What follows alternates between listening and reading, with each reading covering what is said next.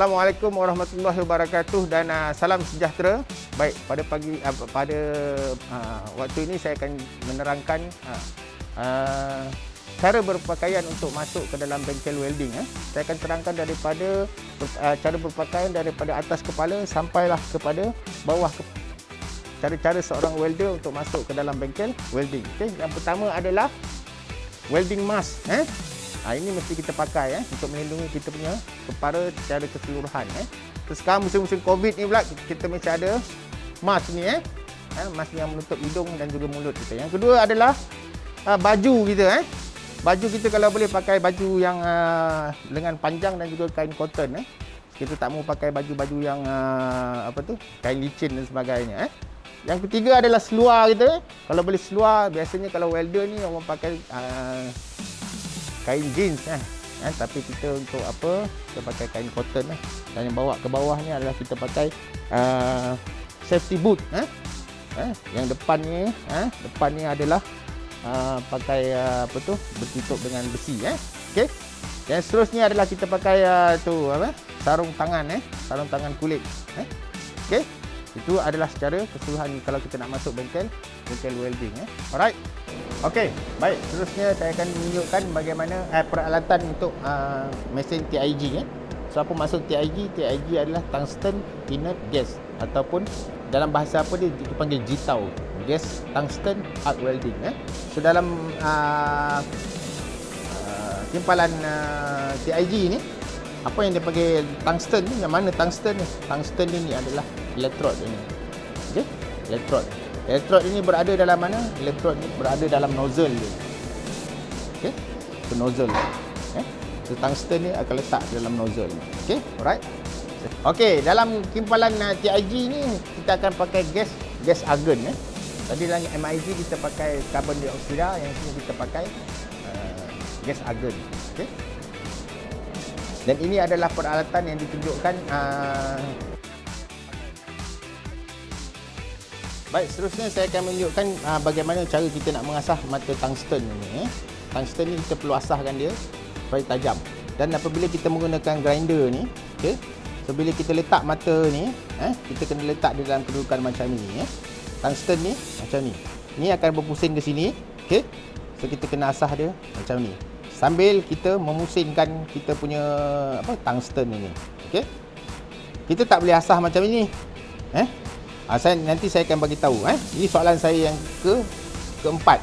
Kenapa tungsten kita tak boleh asah macam ini? Tungsten kita kena asah dia macam ni.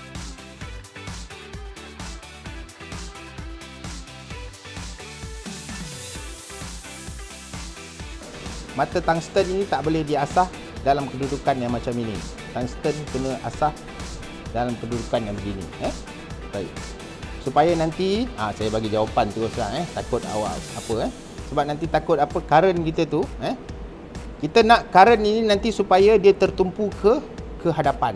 So kalau kita asah dia macam ni, nanti current dia akan pergi berputar-putar. So kalau kita asah dia macam ni, current dia akan tertumpu ke depan. Okey, alright.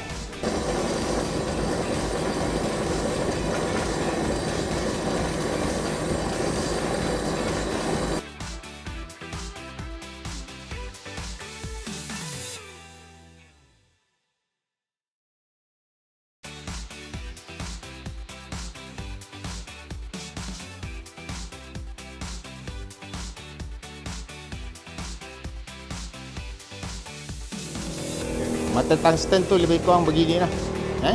Dia ada dua keadaan. So kalau kita nak welding untuk mild steel ni kita pakai, untuk arus terus kita pakai tajam Satu lagi keadaan kalau kita nak welding stainless steel, aluminium, kita mata dia ni tumpul. Yang ini kita pakai mata tajam untuk direct current Baik. Apa beza TIG dan juga MIG? So MIG, TIG elektrod dia tak habis. So dalam ni kita pakai tungsten tadi yang saya tunjuk ni, kita asah yang tadi.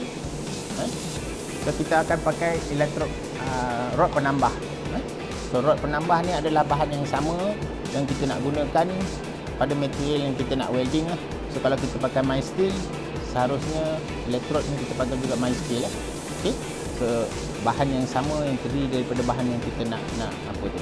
Cuma bezanya MIG tu kita dah ada wire feeder. Elektrod dia memang dah di apa. Cuma yang di cover adalah karbon dioksida dia yang menutupi tempat yang kita welding tu supaya dia tidak teroksida. So yang ini gas karbon ada gas yang cover adalah gas argon So elektrod ni kita tak pakai. So awak perlu jaga tungsten ini yang kita asah tadi yang tajam ni, dia boleh jadi dia akan lama-lama dia akan tumpul juga So itu yang kita nak perhatikan. So dekat ujung ini kita boleh adjust lah bila kita dah pasang dalam ni, kita boleh adjust lah dalam ni tinggi rendah yang kita nak buat untuk tungsten ni tadi kita boleh jolok ikut kesesuaian yang kita nak pakai lah kalau kita rasa kita nak apa. Kalau saya suka pakai macam ini ke dalam sikit supaya nanti apabila kita letak ni nanti kita panggil collet ni kat ujung ni, nanti bila kita nak welding macam ni kita boleh alaskan collet ni. Jadi ujung tungsten ini nanti dia tidak akan tercecah kepada ini gap ni yang kita nak jaga ni. Elektrod ni tadi dengan plate yang kita nak welding. So kalau dia tersentuh, biasanya dia akan melekat. So bila melekat, yang membuatkan hujung tungsten kita ni tadi daripada tajam tu dia akan jadi tumpul lah. So kalau tumpul sikit tak apa. Kalau dah tumpul banyak tu maknanya kita nak kena asah dia balik lah. So kita bila nak starting apa macam, kita letak ujung ni macam ni, kita start dan kita letak dia punya filler rod ni. Okey. Sama macam kaedah kita welding gas lah. Ingat masa satu dulu, Cik Ambi ajar macam mana welding gas. Kita dah buat kolam tu, nanti bila dah kolam, kita just top up dalam filler rod tu dalam kolam. Okey. Alright. Okey. Dalam MIG tu kita pakai plate tebal. So kalau kita nak welding pakai TIG pun boleh ya. Kita kena adjust current lah. So dalam ni saya akan tunjukkan kita pakai welding kita pakai plate nipis lah. Plate 1.5 mm. Okey. So plate ni kita senang sikit lah kita nak buat apa. Nak welding tebal boleh. Asal nama welding berapa tebal pun tak ada masalah. Kita nak welding pakai TIG pun boleh. Even sekarang orang buat penetration pun orang dah pakai TIG lah. Untuk berapa mm nya tebal lah. Okey. Right, tak ada masalah lah. Okey. Right. So untuk starting macam mana? Macam saya cakap lah, kalau ada karat ni kita kena gosok dululah pakai wire brush dulu. Okey. So sama juga setting dia ni. Okey. So kita bagi gap macam ni. Satu filler rod kita jarak dia tu. Satu filler rod. Dan biasalah sebelum kita nak memulakan kita punya sambungan, kita kena buat sambungan timpal paku dulu. Satu hujung sebelah sini dan satu lagi hujung sebelah sini. Alright. Okey.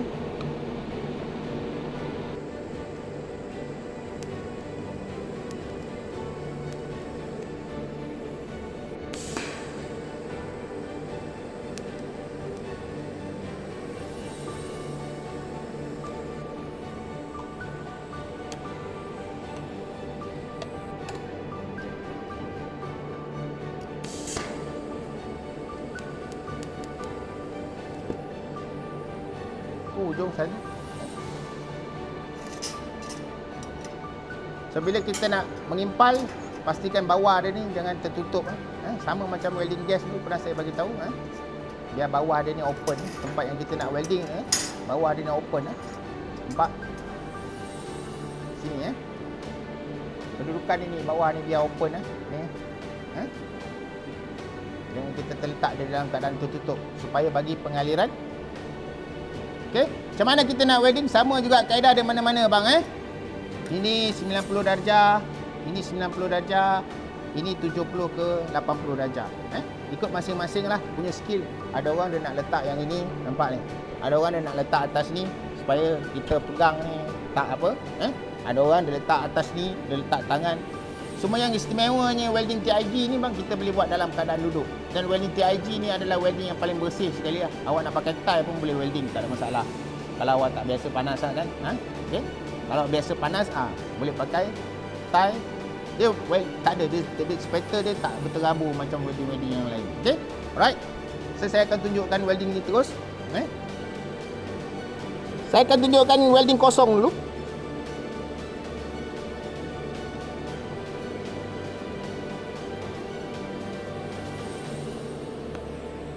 Baik. Apa akan jadi welding kosong kita? Nampak? Kalau kita tak pakai filler rod, okey. So tepi ni dia akan makan lah. Okey. Saya akan tunjukkan yang sini ya, atas kalau kita welding kosong tak pakai, kita tak pakai filler rod ya.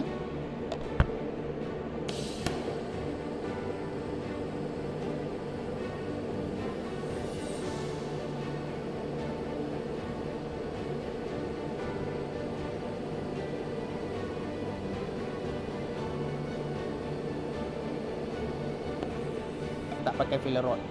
Okey?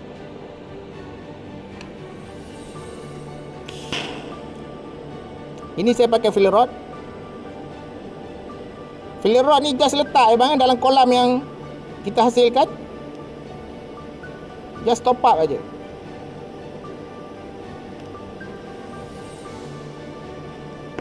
Okey?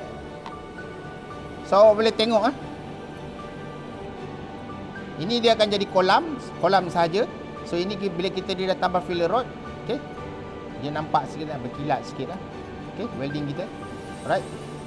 Itu saja.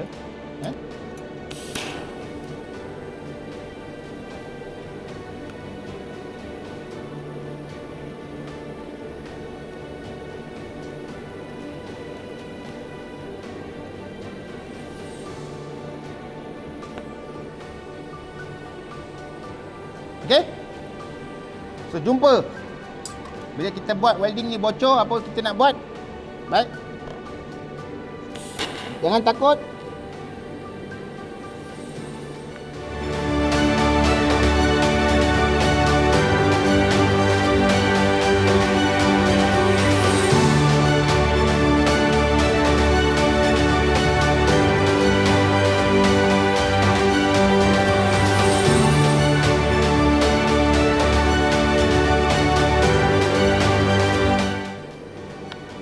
Okey? Yang bocor tadi kita dah boleh cover balik dah, nampak? Jangan takut dah kalau buat welding bocor, tak apa. Sama macam welding gas dulu yang saya ajar. So kita dah boleh cover tempat yang bocor tu. Jangan takut Alright. Kan sama juga dengan MIG, sambungan temu dan juga sambungan penjuru. Kaedah dia untuk sambungan penjuru sama jugalah kaedah dia. Tak ada masalah ingat. Awak boleh dapat buat ni, awak boleh buat. Kaedah dia sama juga dengan MIG. TIG ni kaedah. Cuma cara nak pegang ini ya. Dalam TIG nampak saya pegang macam mana? Sama juga dulu welding gas pegang filler rod macam mana? Saya pegang macam ni. Saya tak pegang macam ni. Pegang filler rod jangan pegang macam ni. Pegang filler rod kena pegang macam ni. Supaya apa? Senang kita nak jolok. Kalau macam ini susah kita nak jolok. Sebab bila kita pegang macam ni nampak dia akan selari dengan tempat yang kita nak welding. Kalau kita pegang macam ni, nampak? Dia dah jadi tak selari dengan tempat yang kita welding. Okey? So kalau awak perhatikan, nampak? Apa akan jadi pada plate kita? Awak tengok. Apa jadi pada plate? Nampak? Plate ni meleding ataupun mengherot. Itu pasal kita perlu buat timpal paku pada permulaan ni, untuk mengelakkan daripada kalau kita tak buat nanti silat-silat logam ni dia akan naik ke atas logam yang satu lagi. Itu pasal kita kena buat timpal paku. Alright? Apa akan jadi belakang dia, nampak dah? Okey, belakangnya seharusnya akan ada timbul. Ni tadi tempat yang saya dah cover bocor tadi. Ini awal So bila buat TIG ni awak punya kumai tu awak kena main laju sikitlah. Dengan cocokkan filler rod tu kena laju sikit sebab dia lebih panas lagi daripada timpal gas. Baik.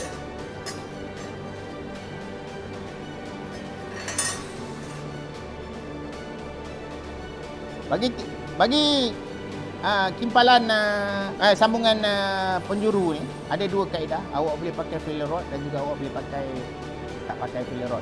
Tapi saya cadangkan awak memang pakai filler rod lah. Sebab current dia tinggi